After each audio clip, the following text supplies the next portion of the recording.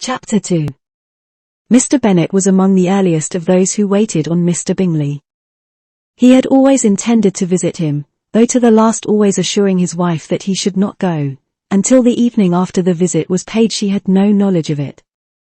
It was then disclosed in the following manner. Observing his second daughter employed in trimming a hat, he suddenly addressed her with, "I hope Mr. Bingley will like it, Lizzie." "We are not in a way to know what Mr. Bingley likes," said her mother resentfully, "since we are not to visit." "But you forget, Mamma," said Elizabeth, "that we shall meet him at the assemblies, and that Mrs. Long has promised to introduce him." "I do not believe Mrs. Long will do any such thing. She has 2 nieces of her own. She is a selfish, hypocritical woman, and I have no opinion of her." "No more have I," said Mr. Bennet, "and I am glad to find that you do not depend on her serving you." Mrs. Bennet deigned not to make any reply, but, unable to contain herself, began scolding one of her daughters. "Don't keep coughing so, Kitty, for heaven's sake.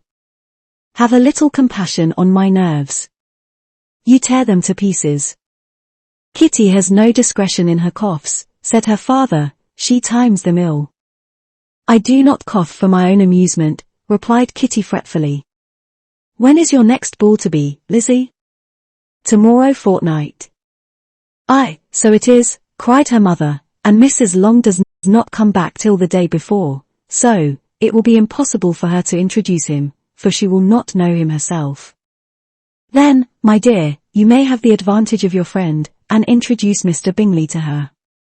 "Impossible, Mr. Bennet, impossible, when I am not acquainted with him myself. How can you be so teasing?" "I honor your circumspection. A fortnight's acquaintance is certainly very little.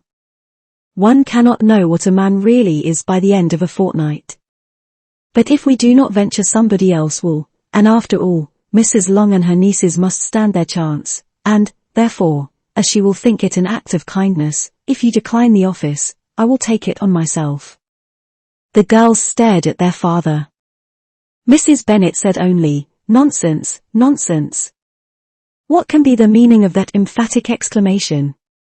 cried he. "Do you consider the forms of introduction, and the stress that is laid on them, as nonsense? I cannot quite agree with you there. What say you, Mary? For you are a young lady of deep reflection, I know, and read great books and make extracts."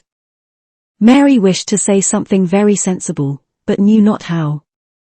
While Mary is adjusting her ideas, he continued, "Let us return to Mr. Bingley."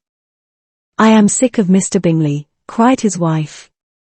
"I am sorry to hear that, but why did not you tell me so before? If I had known as much this morning, I certainly would not have called on him. It is very unlucky, but as I have actually paid the visit, we cannot escape the acquaintance now." The astonishment of the ladies was just what he wished, that of Mrs. Bennet perhaps surpassing the rest, though when the first tumult of joy was over, she began to declare that it was what she had expected all the while. "How good it was in you, my dear Mr. Bennet! But I knew I should persuade you at last. I was sure you loved your girls too well to neglect such an acquaintance. Well, how pleased I am! And it is such a good joke, too, that you should have gone this morning, and never said a word about it till now." "Now, Kitty, you may cough as much as you choose," said Mr. Bennet, and, as he spoke, he left the room, fatigued with the raptures of his wife.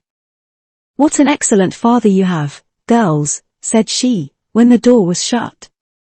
"I do not know how you will ever make him amends for his kindness, or me either, for that matter.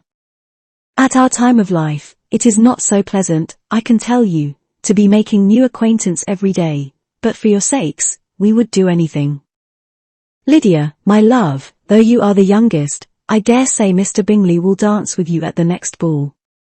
"Oh," said Lydia stoutly, "I am not afraid, for though I am the youngest, I'm the tallest."